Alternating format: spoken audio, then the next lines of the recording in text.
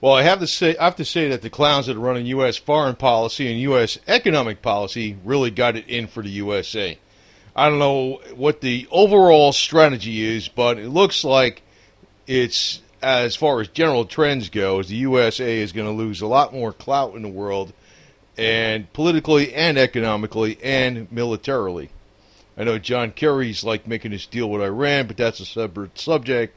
And also we have, in the White House, Barack Obama and Hillary Clinton. Probably, I think she's a shoo-in for the White House because of the deal with Donald Trump. I don't trust the guy. I know people get mad at me, but I like what he says, but I don't know how sincere it is because he's all over the place politically over the last years.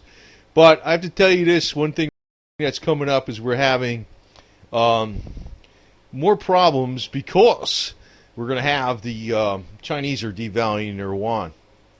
And, this was something, they say it was unexpected, but, it is expected because China's got some problems where they got an aging population, for one. They have an aging population they need to take care of, and they also need their exports they're slowing down. So how do you boost exports? You actually devalue their currency. Now, this is an interesting thing. This has nothing to do with the yuan, but it has to do with the yen. There's been a lot of inflation in Japan. And, just to give you an example how things really are rolling in other countries, oil's going up in Japan. I mean, this is a little bit of an older chart, but it's not that old. And, oil prices were staying pretty close to the same in the USA. The commodities are actually getting killed mainly in the USA because of Federal Reserve policy. That includes not just silver, but also oil, but gold and platinum, palladium, zinc, lead, copper, you name it. So, the thing is, though, when you devalue your currency, though, the commodities go up. So the commodities are going to be going up in as far as local domestic economy in China. But in the USA, what it means for us is we're going to have a lot more imports from China because they're going to get a lot more. They're going to get a lot cheaper.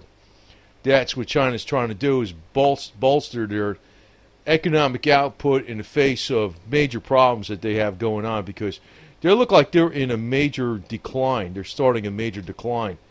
It's partly because of demographics, but it's also that they've had such exponential growth over the years that they're not going to be able to keep up with it. It's probably like a deja vu of what happened in Japan. Everybody thought Japan was going to own the earth, back in the 80s and everything. They're buying up, everything in the United States. Then all of a sudden they got like 2 decades of stagnation. Well, China's kind of starting to run into that problem too, but they're trying to devalue the currency right now. Now, I'm going to tell you, I think this is actually leading to bigger problems than you actually think. Now, the red curve on here is just showing China, Brazil, India, Indonesia. I guess it's not really important looking at the other countries, but it's more like of the major developing economies by GDP per capita. It's a good way to measure it. You look at the red line, that's China. This is a good chart because it's actually the GDP per capita, which is more relevant than anything. Not the aggregate GDP, but per capita. And you look at what China's been doing, even though it's a couple years old, it's still recent enough. But the thing is, they're slowing down now. Their demographics are getting older. So the only surefire way to boost their exports is to devalue their currency. Some people are saying it was unexpected. I was like, yeah, get the hell out of here. I don't see it was unexpected. But you know what it could really mean besides massive exports? Yeah, that's what it really means. More massive exports to the USA, more of a trade imbalance. And not only we have a trade imbalance, we also have the deficit spending by the government. But, when I look at it, is like this. Whenever you have a round of, I'm going to devalue my currency like Japan's already done. Japan's done that several times. They really devalue their currency. China's devaluing their currency. Everybody's trying to export, boost their exports simultaneously. So they do it through everybody devaluing the currency. Which is surprising the hell out of me is that, well, it doesn't surprise me that much because in other currencies, silver or the commodities are doing a lot better in some other currencies. Depends on which ones you choose. The currencies that are attached to commodities, they're not doing good. But other currencies that have been going down in relation to the dollar, the commodities are doing good in those currencies. Like I just showed you that chart with oil and the yen. Commodities aren't doing too bad in the Japanese yen. But the problem is that we're not going to be able to continue this course of a strong dollar. A strong dollar actually shoots you in the foot in a lot of ways by slowing down the economy in the United States and slowing down our exports, and also those USA companies that are actually dealing with foreign nations. Now, the other problem is when you have everybody devaluing the currency at once, you got that thing that's actually called trade wars. We haven't really devalued our currency yet, but I think it will be coming up around the corner because China is going to more or less, well, I don't know exactly when this meeting is going to happen with the IMF, but the last time I think it was 5 years ago, they said Chinese exports weren't strong enough, Chinese economy wasn't strong enough for China to be considered a world reserve currency. But in effect, it is one of the world reserve currencies, but not officially. But it's going to be officially sanctioned this go around, either in October or November. But you know what that means? It also means there's going to be more money flooding out of the U.S. dollar going into Chinese money, and also the fact that China's dealing with Russia now directly with oil trade, and Russia's accepting Chinese yuan for them selling oil to China. You're going to see more and more moving away from the dollar. And, you know, as there's less demand for the dollar, what's going to happen is the same time, the only way you can actually boost the American economy through exports, basically. I don't know how you can build the domestic economy anymore. You're going to have to devalue the dollar. So it's going to be a double whammy. You know, you're going to have to devalue the dollar. At the same time, people are kind of jumping out of the dollar a little bit. Yeah, and at the same time that's going on with the trade deficit, we got the U.S. debt clock of the U.S. government going up to, 18.3 trillion. The point of no return is 24 trillion. I think when Obama took office, it was around 10 trillion. I believe, roughly. It was roughly around that time. So in 8 years, it went up 8 trillion. So, you're considering the percentage increase. That was an 80% increase.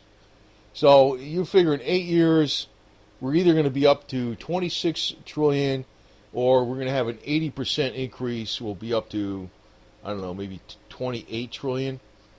But by the time we get to 24 trillion, that's the point of no return. So I'd estimate that about 2020, or maybe prior to that, we're already at the point of no return. We're going to have like absolute default or something. The government's going to default or something. It's going to go broke, man. They ain't going to change this garbage. It's all by plan. There's no doubt about it. So anyway, bad news on the horizon. But you know what I think they're going to do though is every time there's trade wars, currency wars are trade wars. Trade wars lead to hot wars. And we're probably going to be on that collision course well before the financial end actually hits us. And it'll be settled in a method of global warfare. That's what's going to happen. Hate to say it, but that's the reality of the situation, man. Because, nobody wanted to believe that crap in the 30s. It's not going to happen. Neville Chamberlain, Barack Obama, Neville Chamberlain, whatever. And, they're making deals with the bad guys all the time.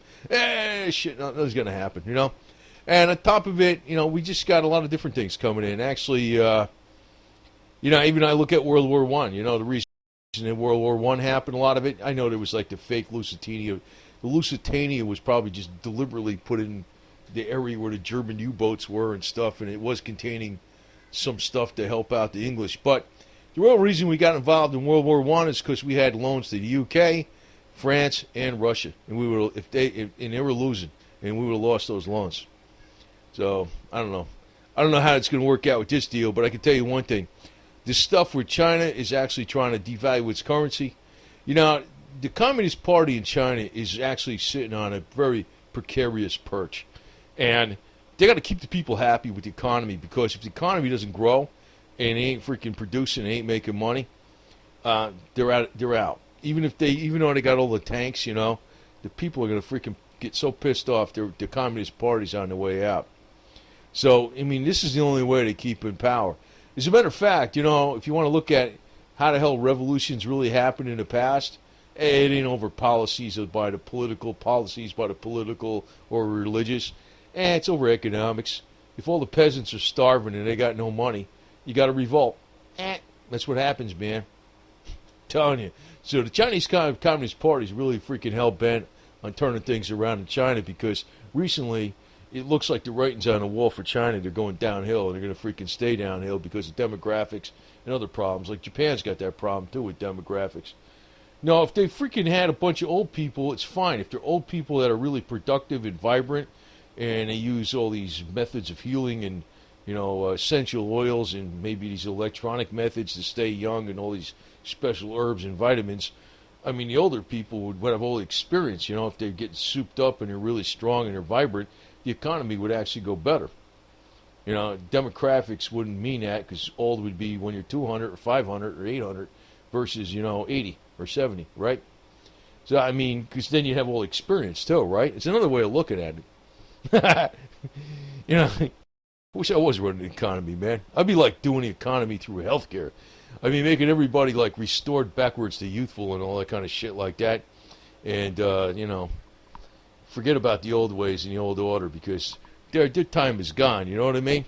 We got the new way of doing things. Actually, I think the economy could be restored by making everybody live as long as Noah, the guy that built the ark, and be as strong and stuff, because I think he built the ark when he was like, several hundred years old, and he did it by hand, If you had people like that today, you wouldn't be worried about the demographics, you know what I mean? So anyway, I just want to put a different twist out on this, but I think this is all leading to major conflict, and I think the elite got it all in on the cards and stuff, but I don't know, there's nothing you can do about it, so I'm not going to try to scare you or nothing, but I'm trying to warn you obliquely that the evil bastards on the top got it in for the USA, and Chinese elite are pretty much, they're all in on it, man. The Chinese elite, I think, are owned by the Western bastards. To tell you the truth, I think they're all in on it. Even though they can cut each other's throats, they're all in on the game plan, more or less. Just kind of like just intramural contest. So, we got some major problems coming up. But when China devalues its yuan, I think the only answer is going to be for this economic survival of the United States is to devalue the dollar. Bottom line. And, that's going to be another thing where the pendulum's going to have to start swinging the other way on the commodities. And it's also going to make the natives restless in the United States, because commodities is linked to fuel, linked to your transportation costs, the price of all goods, and also food and agriculture and everyday expenses, which hurts the poor people. That's one reason I want to keep the commodities down. I don't want it to make the natives restless, So anyway, China devalues its currency. Big problem all the way around. And, I don't know, chill out. If you want to be real, just buy yourself a farm, get to work, and you need a car, get yourself a Model A from Ford with the V8, or the flat 8, the straight 8, whatever the hell it is. The flathead V8. Like Bonnie and Clyde had, Anyway, so over and out. It's, just got to hang loose, because if you worry about it too much, you don't do constructive things. I'll just leave you with that. I mean, this is kind of like a scare you video a little bit, but I'm trying not to scare people. I'm telling you the reality. But if you worry about it too much, that's not good. If you ignore it like an ostrich with your head in the sand, that's not good either. So be warned that, this stuff is going to wreck the economy one way or the other, because even if we devalue our currency, you know what that means. Commodities are going to get more expensive. But then again, that might mean silver's going way up too. Ha ha ha. That's a good one thing. So you always got to hedge your bets.